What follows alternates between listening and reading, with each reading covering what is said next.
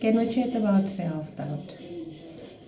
Now guys, this is not a video that I plan to make today, but I watched a podcast this morning and I related so much. It was done by Mel Robbins, where she interviewed a Dr. Shadei Zarai, I think, and they talk about self-doubt, and it was so relatable for me. And also another thing, it just happened just now, this very thing that I'm talking about. When I got home from work, I was about to shoot my video, but it wasn't going to be self-doubt.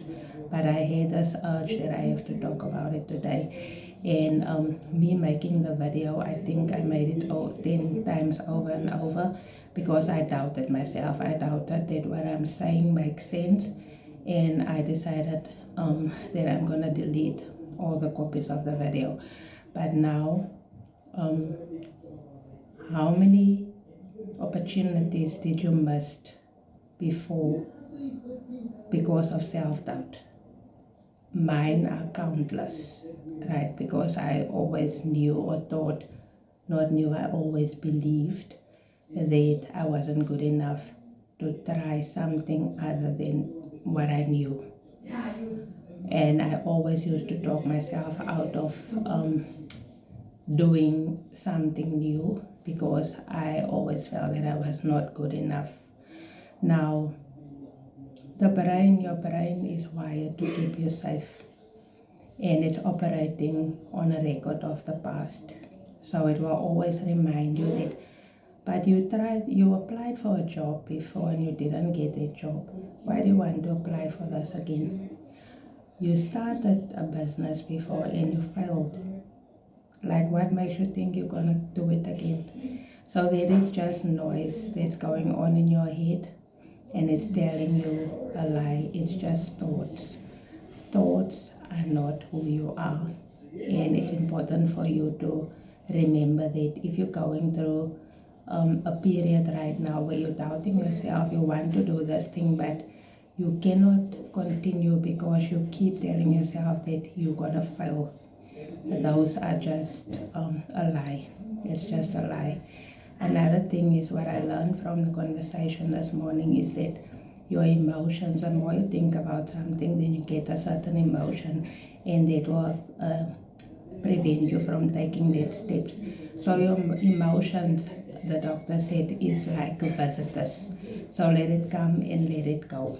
And it's important to acknowledge that emotion, but don't entertain it for too long, right? Because it's going to keep you from taking that step that you're supposed to take in order to move forward, okay? Another thing that you mentioned is that what you think of yourself is a blueprint for your whole life. So your self-image is that limitation that's stopping you from trying a new thing, from actually doing that thing, and for carrying through with that thing. So the good news here is that we can actually change. You can actually change your thoughts and your self-image, what you think of yourself. You can change it, but remember that this doesn't happen overnight. It's something that you have to repeatedly do. You have to repeatedly tell yourself that you are good enough, that you can do this.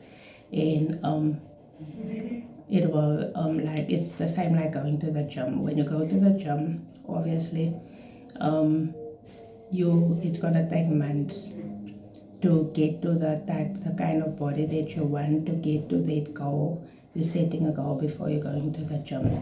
So you wanting to change your self-image, wanting to change what you think about yourself is gonna take time. But every day, take a small step towards that. And most definitely that is what I'm doing.